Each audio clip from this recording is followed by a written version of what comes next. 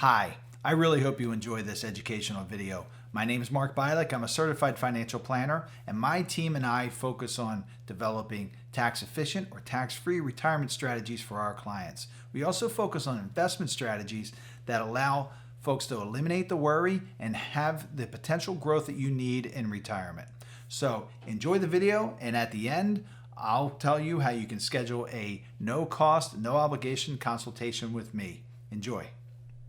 Good morning, everybody. It is Tuesday, June 15th, and happy to see everybody here. Uh, Busy week already here at Attleboro Wealth Management, and we're heading down to Texas tomorrow, three of us, to do some training and due diligence. So we'll still be available, working remotely. We'll be available throughout the day, checking emails and phone calls throughout the day, but doesn't matter. We haven't been in the office in months anyway, so it really doesn't matter where we're sitting at the time. But we're heading to beautiful Austin, Texas, and it'll be 97 degrees, so that'll be interesting. So if you need us, reach us the normal way, and we'll respond. There may be a bit of a delay, so just be patient with us. I know you always all are, and we appreciate that. If you need something immediately, you can always call my cell phone, of course. But today when you call the office number, it rings on our mobile phones anyway. So again, I want to welcome you to the June 15th webinar. We're going to talk about market updates like we always do on these Tuesday webinars. We're going to talk about some market updates, and then we're going to talk about a bit of financial planning. And today's topic is going to be 60-day rollovers. So this is becoming a popular conversation because many people who are entering retirement, one of the first or top things that they want to talk about after funding, making sure the funding of the retirement is intact, is where are they going to live? And right now the housing market is so hot. We all know that, and there's some really good information from Prudential I'm going to share with you regarding that. But many of you are considering downsizing or just changing your location, your house. And there's typically a flux time in between. And we don't know today whether it's going to be 30 days, whether it's going to be 6 months, because the housing market can turn quickly, we know, but it seems like everything's selling very quickly. So how do you fund this? How do you fund this transition period? So there's a couple different tools that you can use. You can use your investments, your non-IRA investments, and then the consideration there is capital gains. So I often recommend using a securities-backed line of credit. And then, of course, you can use cash that you have. You can do a home equity line of credit on your house to help bridge that period of time. But many folks say, well, can I take money out of my IRA and instead of rolling it over directly to a trustee, someone else, take it in my name, and I know I have 60 days to put it back. So we're going to just explore some of the pros and cons, and I'll give you a little bit of foreshadowing. It's mostly cons, but we'll explore the pros and cons of that because I just need you to be aware of really the big potholes to watch out for. So I felt like we had just talked about this a short time ago, but I went back in my notes and it was September, the last time we talked about this, so it's timely. So I talked about training this week that we have down in Texas, so we will still be available. Our availability will be a little bit delayed. You are, just from general housekeeping, you are all muted. There is a Q&A at the bottom of your screen. Chat is disabled, and these meetings are being recorded. We have started our summer office hours. That just means on Fridays, instead of closing the office at 4, we close at 3, just to give our staff a little bit more time. Now, I'll tell you, our staff works tirelessly. I often get text messages, emails, and phone calls really way too late into the evening from our staff. So these folks are working really hard for you when in the background and day to day. So I don't mind giving them an extra hour or two on the weekends.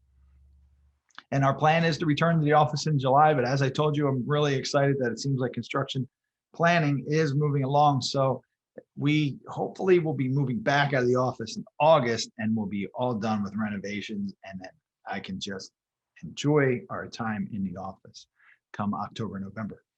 So But the plan right now is we'll be back in the office in July until construction starts. So last Wednesday night, we had our special webinar, and I typically try to plan these once a month, but because we've been so busy and with scheduling, I haven't had one since March. So we had to make up for April, May, and of course June. So I'm cramming 4 into 2 months. So we've got another one on June 30th, which is fiduciary assistance for power of attorney, trustees, and executors. Then we go to the end of July, investment fundamentals, July 21st. And then we have the reality of the 4% rule, which is July 28th. So it really has to do with, we get many, many requests for appointments after these special webinars, and I want to make sure that the time is available. We've been doing a lot of work with our existing clients and some of the new clients we have coming on board around planning and making sure everything's set up in the investment process. So I wanted to make sure that we are taking care of our existing people, onboarding the new people appropriately, and leaving room for the consultations. So that's why we took a little bit of a hiatus on April and May. So again, today we're going to talk about 60-day rollover, and specifically, I'm leaning it towards housing. First, I'm going to go and look at some of the updates we had from the Ed Slot group. So as many of you know, I'm one of approximately 400 members of the Ed Slot Master Lead Advisor group, and we are required to attend training twice a year, but there is really constant information coming from Ed and his team, and they're a really great resource for us just to reach out for information, and I've never been able to stump them. So it's really wonderful. They kind of give us everything that was always promised when I was at the big firms. So Andy Ives, who's a really interesting guy and very knowledgeable, he is writing this week about inherited 401k plans. So I want you to just listen to this closely, because we're going to talk about inherited 401ks and inherited IRAs. And this is a complicated scenario, and it's one that cannot be undone. So let me read the question to you. And most of these questions come from advisors who are not in the program. And this question reads, how can the beneficiaries and an estate roll a 401k paid to the estate to a Roth IRA? What steps must be taken? So Andy writes back, inherited IRAs cannot be, so the question is, how can they move it to a Roth account, right? Paid to the estate to a Roth IRA. What steps have to be taken? So they write back, inherited IRAs cannot be converted to inherited Roth IRAs. So that's one of the areas that's not allowed. You can convert your traditional IRAs as much as you'd like with no limitations, but inherited Roth IRAs, it's not allowed. But inherited 401k plans, remember the rules for retirement plans, 401ks, 403bs, pension plans, they're different than IRAs. So you don't think of them the same way in your mind. Because in this case, inherited 401k plans can be converted. Andy goes on to write, this is an anomaly in the rules, but it is allowed. However, if the 401k was already paid to the estate, those former plan dollars cannot be rolled back to a traditional IRA or converted. Non-spouse beneficiaries cannot do a 60-day rollover with inherited IRAs or plan dollars. Once they are paid out, in this case to the estate, they must remain paid out and are taxable. So there's a few things to pay attention to. First of all, 401k, the desire was to leave it into or move it to a Roth IRA. So you can do that with a 401k, an inherited 401k. You can't do it with an inherited IRA. The other potential problem here is if it's paid out to the estate, it cannot be undone. Folks, this happens all the time. You're on the phone with and it's happened to me with attorneys, and I get called after the fact. You're on the phone with the Vanguard consultant, and the Vanguard consultant who, is encouraged to open up accounts for you, whether it's Vanguard, Fidelity, whomever, they're encouraged to open up accounts for you. And we can open a estate account and roll this into an estate account. Well, what you've just done by rolling that 401k into a estate account, transferring it into an estate account so it can be distributed, is now you've created a taxable event for everybody, and they're all going to be taxed in that year on that distribution. And that you forego any kind of, when we had stretch IRA, any kind of stretch provision, or now a 10-year payout option. So as I always say, and I learned this from Ed Slott, first thing, do nothing. Check in. Let's find out what you want to achieve and figure out the best way to do it. Because one of the great things about these call centers at, Merrill Lynch, Vanguard, Fidelity, is that they have really great access and they can get things done quickly. One of the drawbacks is they can get things done quickly and they're always not that knowledgeable. They're not always that knowledgeable. Sometimes you're really lucky and you get a good representative on the phone who understands these things. But as I said to you, there's only 400 of us approximately in the Ed Slott Elite Advisor Group. And I'm always shocked at that number. And there's always new things I'm learning. I I'd like to say every day. It sure seems like often. But I check in with these folks to double check. The folks in Vanguard don't have that resource and they're not doing it. I'm promising you they don't have those resources because I was promised those resources when I was at Payne Weber, which became UBS, and Wachovia, which became Wells Fargo. And nobody ever has the tax expertise that a group like this does. So the next question. So the author writes, I've recently heard that the government may change the RMD age to 75 from the present 72. Is there any truth to that? That's a good question because that's been coming up a lot. So there's no reason for me to read this answer to you, but there is proposed legislation to increase the RMD age to age 75, and that would be a real positive for most people we work with for sure. It'll give you some flexibility to continue Roth conversions and move funds over, but don't count on that. Right now, the rule is age 72. That changed last year. It was 70 and a half. So it might have been, was it last year or the year before? I think it was December 2019. So technically 2 years ago, 2 calendar years ago. But right now it's age 72. If it becomes age 75, we'll let you know as soon as possible. Now, you'll remember from previous webinars that I've had, these Tuesday morning webinars, that there is this crazy interpretation from the IRS on this new 10-year payout rule. So the 10-year payout rule replaced what was the old rules that we're using for many years for stretch IRAs. So the Secure Act came out and said you can no longer stretch out a beneficiary designated IRA, inherited IRA, except for certain eligible beneficiaries, which we've talked about many times.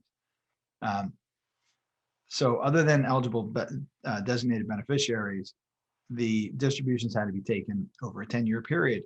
And the idea was everybody thought it was the same as the 5-year rule. So the 5-year rule said, if you have to take distributions from an IRA under the 5-year rule, and that was if the deceased person hadn't started the required minimum distributions yet, then everything has to be depleted by the end of the 5 years. So we were treating that the same.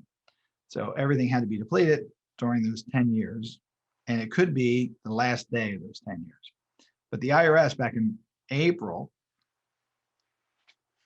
or March, it was actually March 25th, the IRS, I'm just going to read this. So the revision of publication 590B dated March 25th, 2021, the IRS strongly hinted that it was treating the 10-year rule differently than it had treated the 5-year rule. It would require annual required minimum distributions to be paid in years 1 through 9 and the remaining IRA funds to be paid out in year 10. Well, you'll probably remember that we had discussions about that. I think I might have shared a video from Ed Slott about that. But now the IRS has come back and said, we were wrong. We're going to treat it the same way as a 5-year rule, which means everything has to be depleted by year 10. And the big question now is, when does that 10-year period end? And it really has to do with minor beneficiaries. So that's yet to be determined. But for most people that are above the age of minors who are inheriting money, you have from in those 10 calendar years to deplete the IRS, or excuse me, the IRA funds. So you can be very, very tactical about it. All right. So they're my slot updates for today. Let me just see if there's any questions. All right, good. No questions. I am going to move on. Well, how'd the markets do last week? Markets were down a bit last week. And when I say markets, I'm talking about the overall stock markets. The Dow Jones Industrial Average was down 0.78%.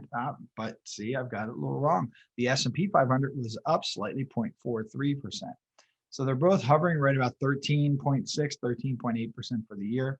The NASDAQ was up slightly, 1.85. And most of the other indices were up very, very slightly. Some of the bond indices were down.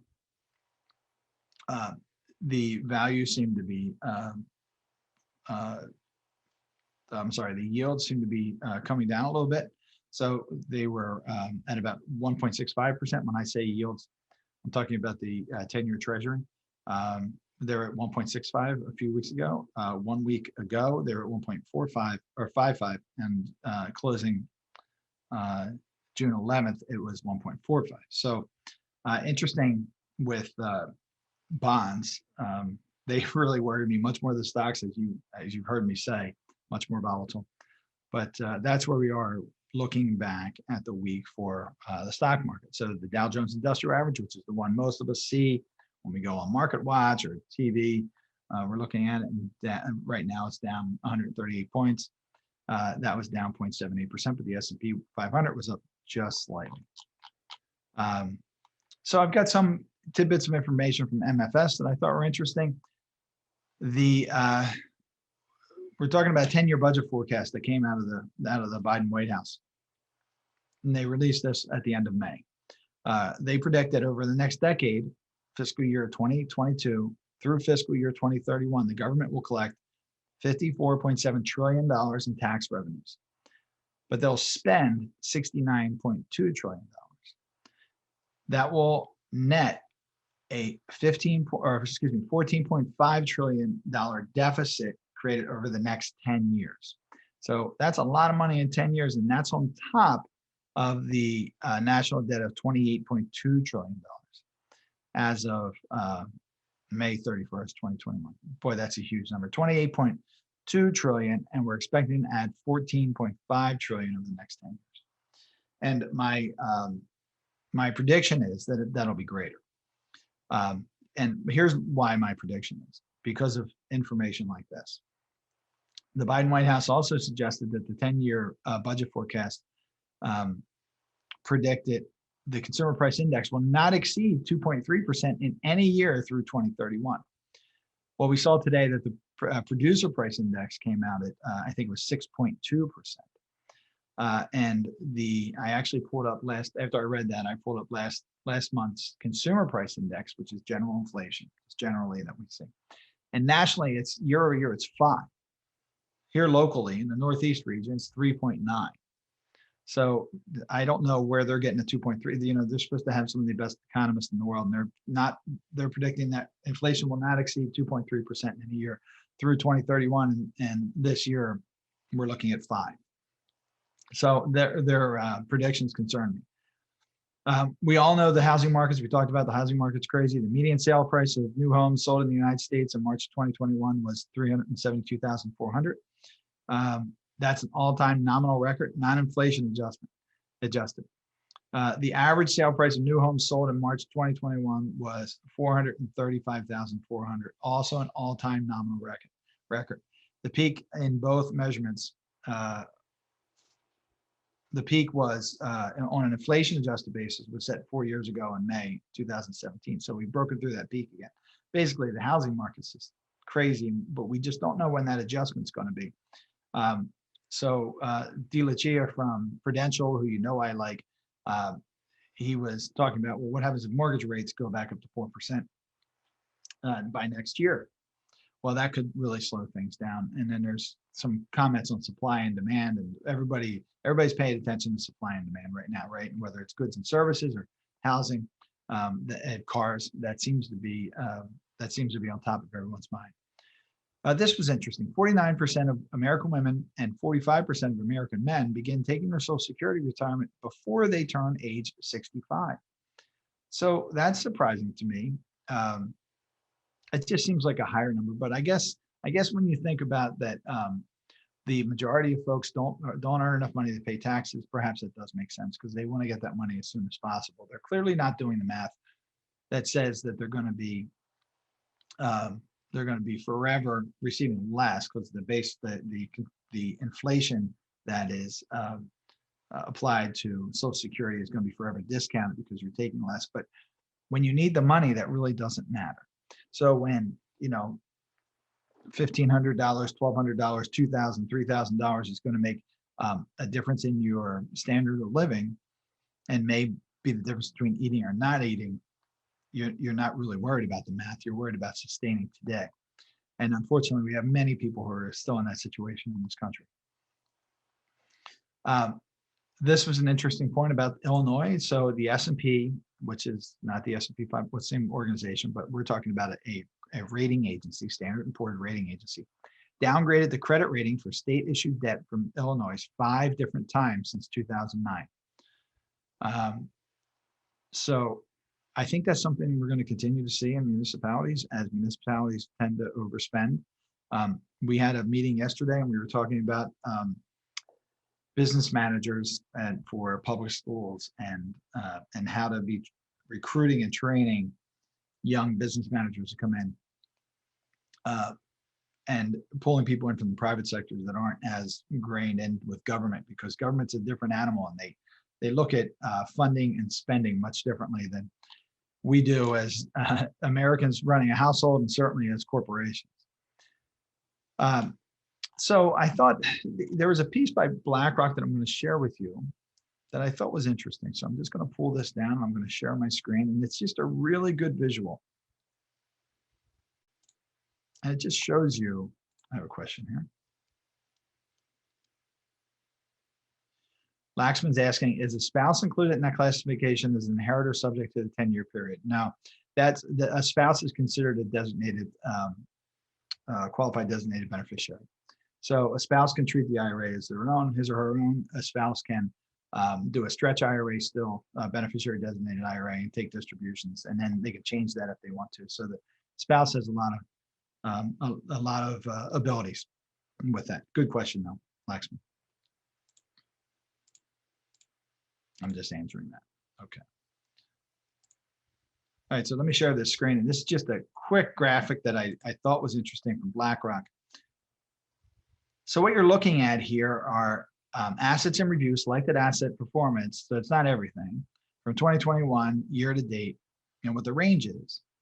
So it's showing what's grown the most on this side of the screen and what's fallen the most, right? So here's zero line down the middle. And anything to the right is positive, anything to the left is negative. So you'll see here what the range has been is in the orange, and where it is right now, year to date, is where we are as of this posting, which was probably last Friday. So I thought it was interesting. You'll see oil, right? Oil has grown the most so far this year, and gold has fluctuated the most. Gold has been down as much as 10%, but it's basically even right here. The US dollar has increased a little bit, but it's basically even. So I just thought as you're looking, here's European equities, there's US equities. Equities are stocks, right? So US, European countries have outperformed slightly US companies in 2021. Global high yield, US dollar, as I said. So there's really, I just thought it was interesting. We see different countries and their debt. US treasuries are down the most, or as far as range, and year to date so far this year. So I just, nothing to really take away from that other than I thought it was a really interesting visual, and it made things easy to kind of see where things are and where they've been so far this year. So I hope that's helpful. Let me stop my share. There we go. So not RiverSource, but Prudential really has a great piece again. I don't invest with Prudential right now. I do still have some of their annuities from long ago. They used to have a great option for death benefit, but I'm not saying that you shouldn't. That's not a recommendation that you should. I just enjoy the research that they send out. And Robert DiLucia is talking about, is the U.S. housing boom at an end? So he talks about many things. Normal demand has been turbocharged by the pandemic. We all know that in response to the spreading coronavirus, many mid to upper income households chose to relocate away from major cities in favor of standalone homes in the suburbs and small towns. And I had this conversation with a client last week who's buying an apartment in Manhattan to use as an office for her practice. And prices in New York, Manhattan, in the city are going down while they're just booming up here in the suburbs because many people are moving out. And she said, I've seen this before. I saw it after 9/11, and many people were moving out of the city, and then prices just came right back up. And she's doing it not just as an investment, but also something she's going to use. So it seems to be a wise move for her. Rapid growth in both home sales and new construction is beginning to slow. We're suggesting that a period of consolidation and more tepid growth lies immediately ahead. So it could cool really, really quickly.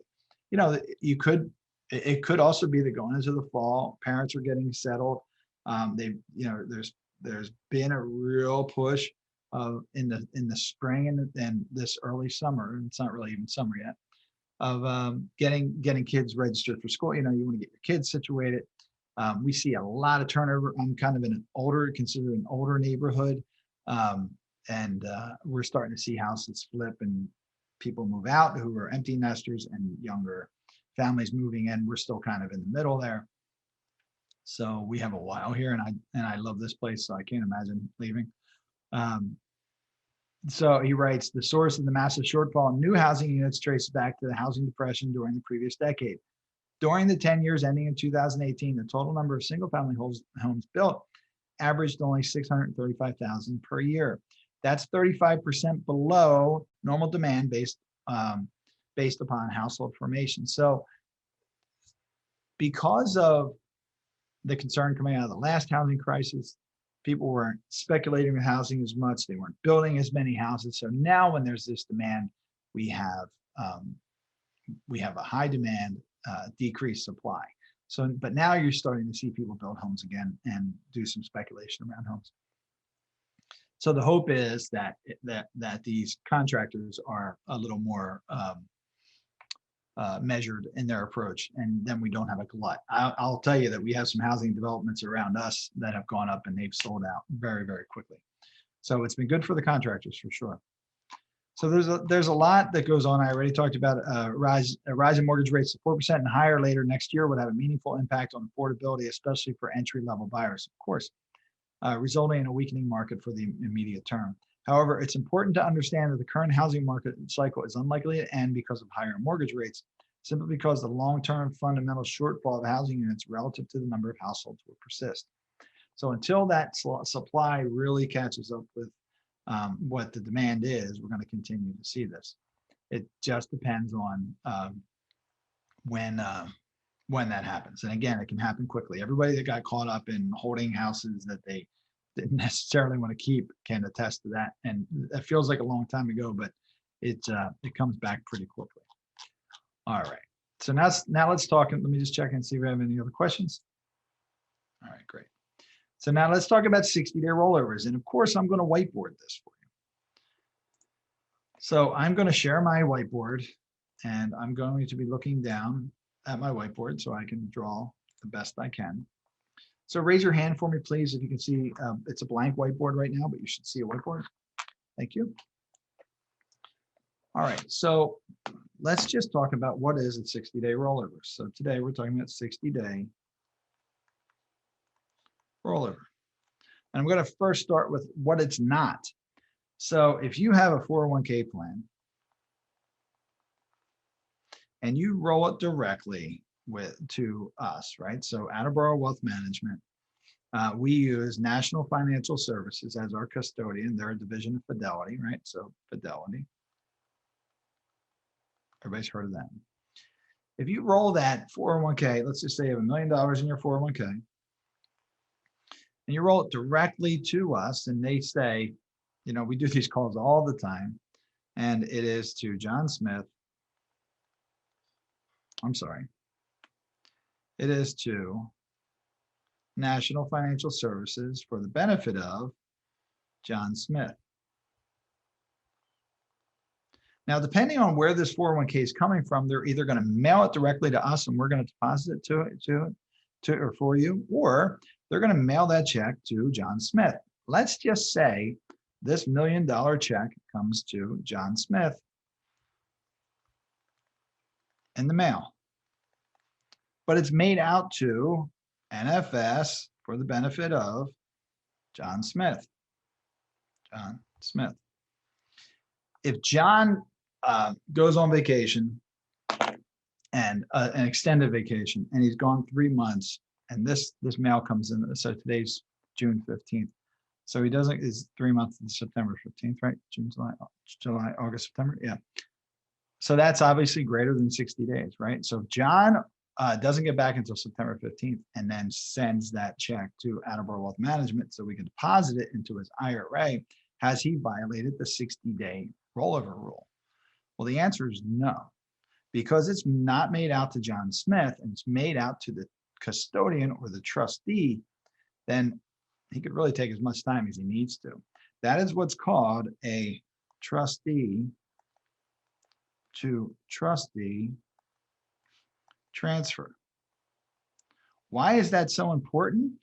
Because there's a lot of flexibility there. The other thing is that it's made out to, you can't make a mistake with this because it's made out to the institution for the benefit of, you can't accidentally deposit it, you can't forget about it. So it's much easier. So that's a trustee to trustee transfer. Whenever possible, a rollover from a retirement plan or a transfer from, Fidelity to Attleboro Wealth Management should be done as a trustee to trustee transfer. There is still an allowance that is what's called a 60-day rollover. So a 60-day rollover is you have, if the 401k will allow you, and they usually will, but let's take that same $1 million, whether it's in an IRA or 401k, and it's then mailed to John Smith in the name of John Smith, right? Payable to John Smith. Is that allowed? Sure. John can then have 60 days. 60 days to get it back into an IRA, and there's no tax. Now, here's where the problem is. What if John goes on vacation, loses the check, and any number gets sick, any number of things? There are some allowances for what's it called? Self-attesting that you've met some criteria for forgiveness for this, but because this is one of the most common private letter rulings that had been requested from the IRS, and private letter rulings is basically you're writing saying, I made a mistake. Can you forgive the penalty on this? Because what happens with the tax? What happens if John deposits that check in 61 days then to Attleboro Wealth Management or any IRA? Well, that is a taxable event. So now John has to put on his tax return in his gross income $1 million in 2021 equals, he's going to be at the top tax rate for a good portion of that, right? So he might end up paying 32% the overall tax on that, as an example. And that's just missing it with 1 day. And if you don't have a really good excuse, and I would have to pull up the list of what the excuses are, that tax is going to be payable. And God forbid, if John is if he's under 59 and a half, there's also a 10% penalty on that. So now you're at 42%. And these are just approximations, right? So that is that. But if you take that, as I said, and within 60 days, you roll that into an IRA, whether it's with your bank or with Attleboro Wealth Management, now there's no tax on that. So, but if you miss the time at all, you're probably going to pay tax. And if you fall outside the allowable exclusions or exceptions, and it's a hassle anyway, even if you have to do the exceptions, then you have to do a private letter ruling, and the cost of a private letter ruling is about $10,000. And in fact, if I go back to my notes, let's see if I have this easily. These are going to pop up for a second, so let me grab those. Put them over here. I have a really good example that I'll read you after from, again, Andy Ives at the Slack group. Two really good examples. So I'll read those to you. So that is for a private letter ruling from the IRS. So the best thing to do is just avoid it altogether. I've got a couple questions. Let's see. Don asked if 60 days from date of check or 60 days from receipt of the check. Don, it's going to be 60 days from the date of the check because there's really no way to confirm receipt of the check. And but that is a really good point, and that certainly has been argued before. You don't want to be at the mercy, though, of some some bureaucrat, no offense to anybody who works at the IRS, making that decision for you. Kathy says, in the first case, since the check is payable NFS 4BO for the benefit of, does it mean that the check has to be deposited into NFS versus any other financial institution? Yes. So if you're rolling it into, that's who it's payable for, NFS. So you can't then take it to Merrill Lynch. But what you could do is complete that transaction. If for some reason you, in the middle of that transaction, you decided, I don't want to work with NFS, Attleboro Wealth Management. I want to work with Merrill Lynch. I don't know why you would choose that, but but maybe you do. You would just do another transaction, right? You would just take that, do it another, and now I'm going to bring up timing in a moment. You would just have then NFS issue a check directly to Merrill Lynch. And that's okay. You can do that.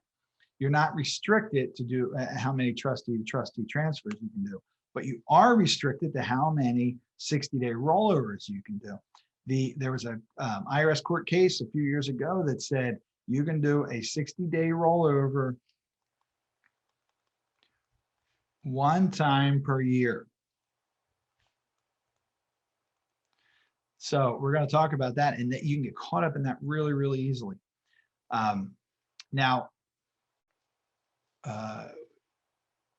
Yeah, I think that answers your question, Kathy. I'm seeing a couple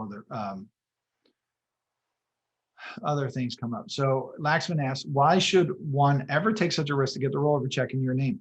You shouldn't, Laxman. You should always do a trustee to trustee transfer, but things come up that raise questions, and people do this all the time. The housing's a really good example, and I just had this a week ago. So let me come back to this 60-day rollover one time per year. And here is the example, a real life example from a week ago.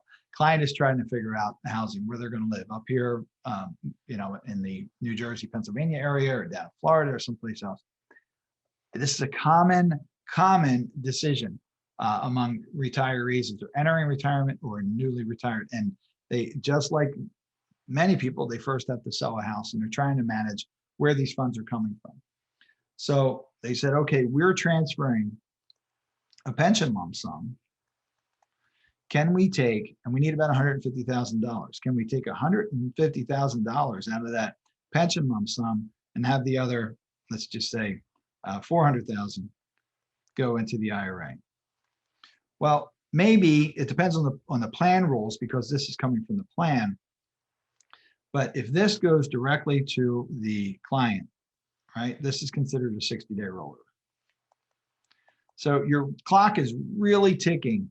And when you're talking about settlements and things like that, it can really get dicey and hairy. And we also don't know what the plan sponsor is going to do. They could have a 10% withholding that's required. They can the plan sponsors can make their plans very, very difficult. So this, and they might not split it. They might not split the check, and they might say, well, yeah, you can do that, but we're going to send you the whole $550,000 as a 60-day rollover, and you do what's necessary. Now you might say, okay, well, that's okay, and I'm going to come. This is going to bring us into the 60-day per rollover one time a year. Now, what if they said, okay, we're going to take the entire check then, and this is one of those honest mistakes that anybody can make. And step one we're going to use the $150,000. Oh, excuse me. Step one is we're going to take the $400,000 and we're going to roll it same day. Let's say they get the check on June 15th. And also on June 15th, they deposited to NFS for their IRA. All good with that $400,000, right? No tax. Let's say that 30 days later, step two, they deposit $150,000. Remember this $150,000 that also came to them via 60-day rollover. They split the money. They took that $550,000 and they put it in their bank account, and they wrote $400,000 right to the IRA. No problem. They can do that. They did it the same day. They can actually do it up to the 60 days. Let's just say 30 days later, so well within the time, they then settle on their house. They get $150,000 and they say, we're going to put this into the IRA. We're all good, right? We put that into the IRA with NFS.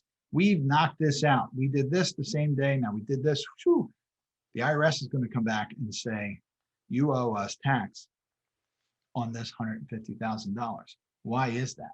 The reason that is you can only do a 60-day rollover once a year, and the IRS counts it June 15th, whatever time it is. It's not June 15th. It's different for you. June 15th, 2021, June 15th, 2022.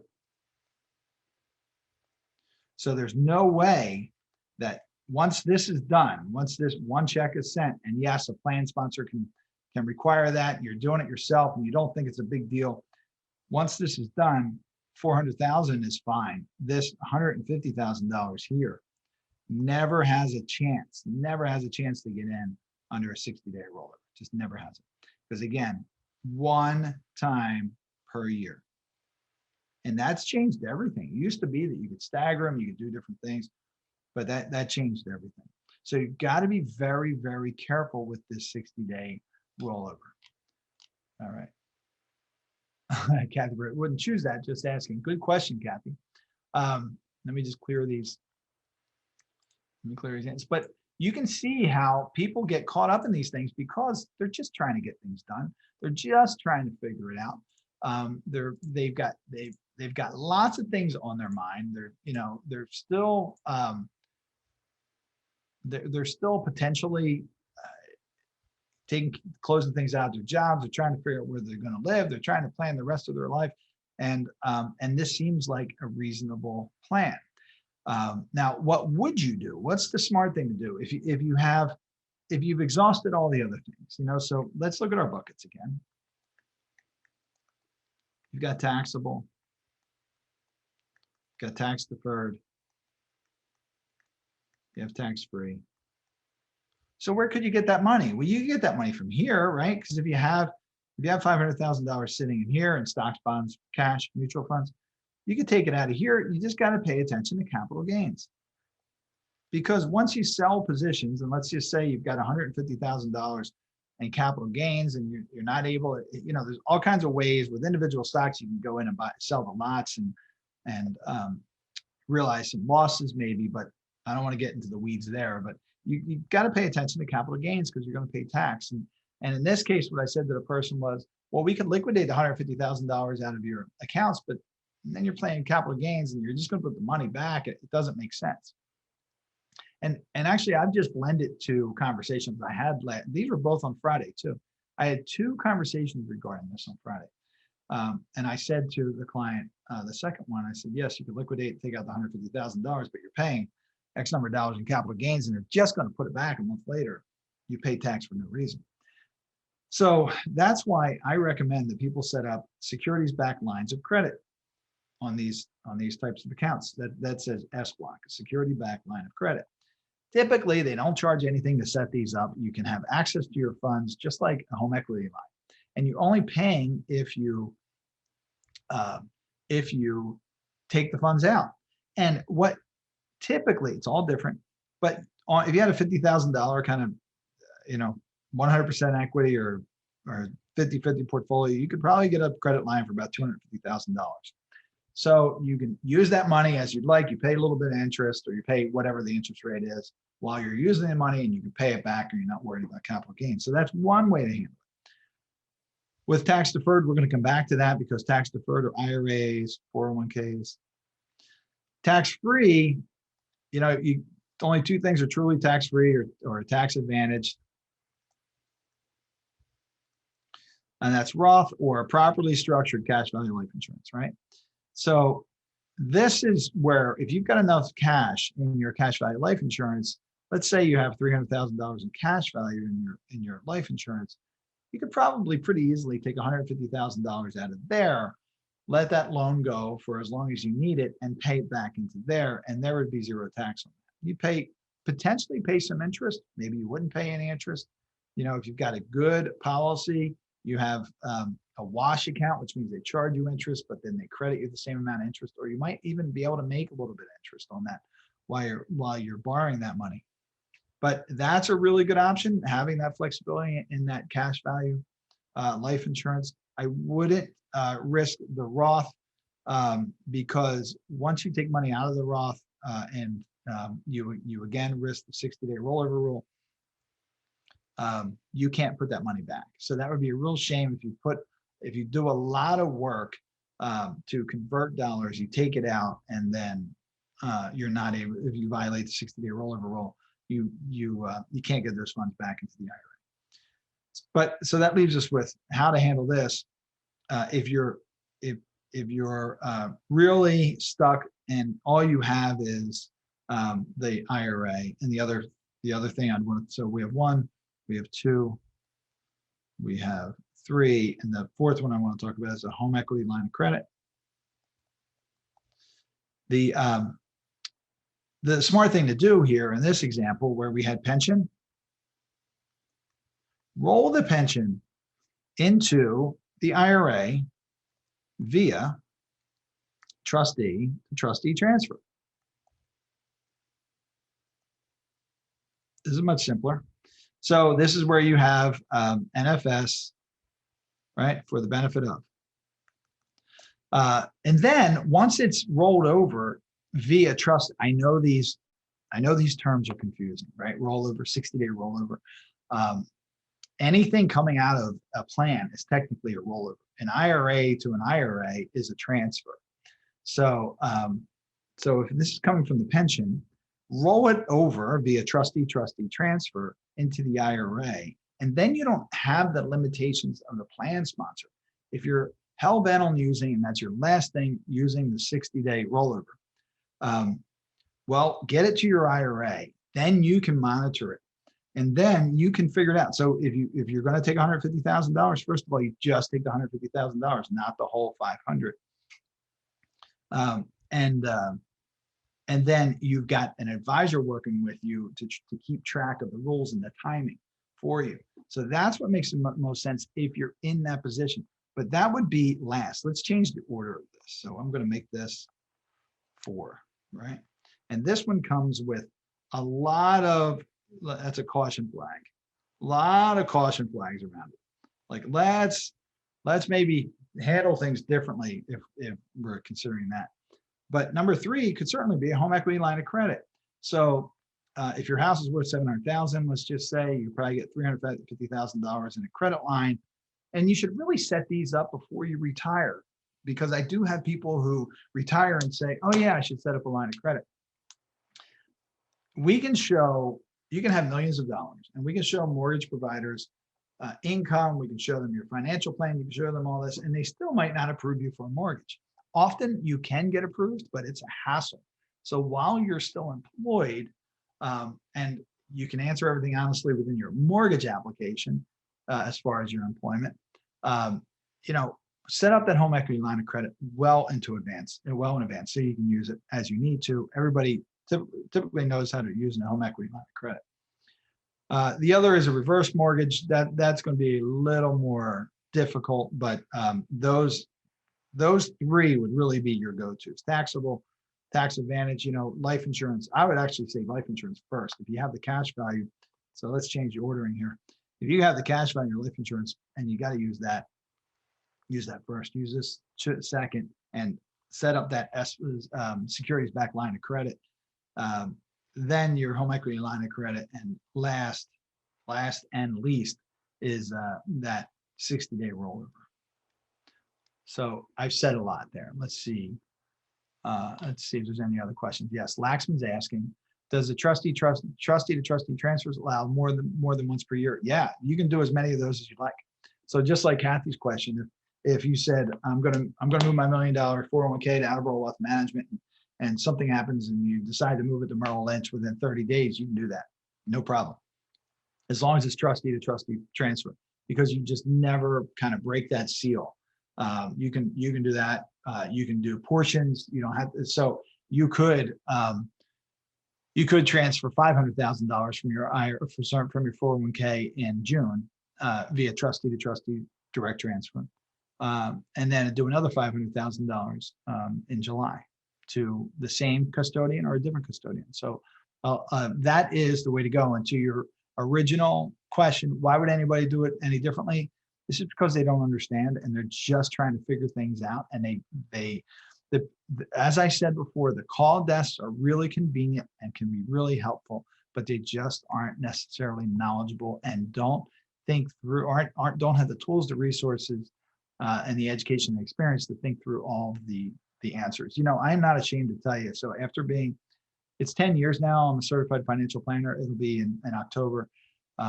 It's 10 years now. I'm involved with Ed Slott's group. Wow, that's amazing.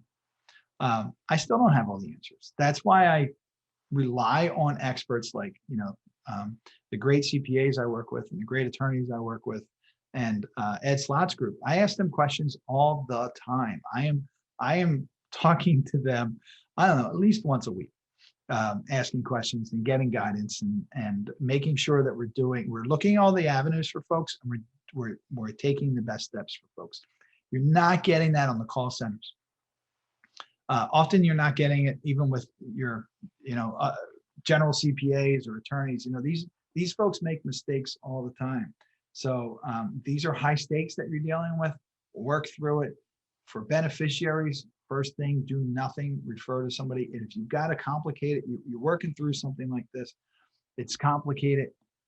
It often helps just to talk to somebody about it and say, I was thinking about this, what do you think? And often I'm reminding people of what they may or may not already know, or what they may already know. Now they may not know it, and I've exposed them to something that saved them a lot of aggravation and stress and potential tax dollars, unnecessary tax dollars. But sometimes it's just a reminder of, oh yeah, that's right. I did read about that. Many people who come to me have read the books, have done their own research, are really knowledgeable people. It's just a lot to retain. And we do it every day, day in and day out. We coach other advisors about it. It's things we talk about all the time. So Laxman's asking, X block is confusing. Can you please explain if you can? I'll briefly explain it because it's 10:52. Anybody has the opportunity to schedule time on my calendar if you'd like to talk about specific items that you want to explore for you. I'm happy to do that for you, Laxman. We can go into detail. But simply, we're talking about your taxable bucket. So these are stocks, bonds, mutual funds, ETFs. These are items that you get 1099 on every year for interest, dividends, short-term gains, long-term gains. So let's say you have a mix of stocks, bonds, ETFs, mutual funds. It doesn't matter. Well, it does matter how they're invested, but for the purposes of the securities-backed line of credit, right? These are the securities, these things. What's backing the line of credit are these securities. So if they're valued at $500,000, that's why I said you could probably get a line of credit for about $250,000. Now, if these go up significantly, then your credit line can expand. If they go down significantly, your credit line can decrease, and you may have to sell some positions to cover it. It's based on margin, but it's not margin rates. Margin rates can be very high. These securities-backed line of credit are either based on prime or what's called LIBOR. So it allows for some liquidity of these positions. Again, not IRAs. I'm not talking about IRAs. I'm talking about taxable accounts. The allows for liquidity, particularly for the short term, without having to sell out of these things and creating capital gains. So that's the benefit. And I hope that helps, Laxman. And if you have further questions, you can schedule an appointment. I'm happy to go over your situation.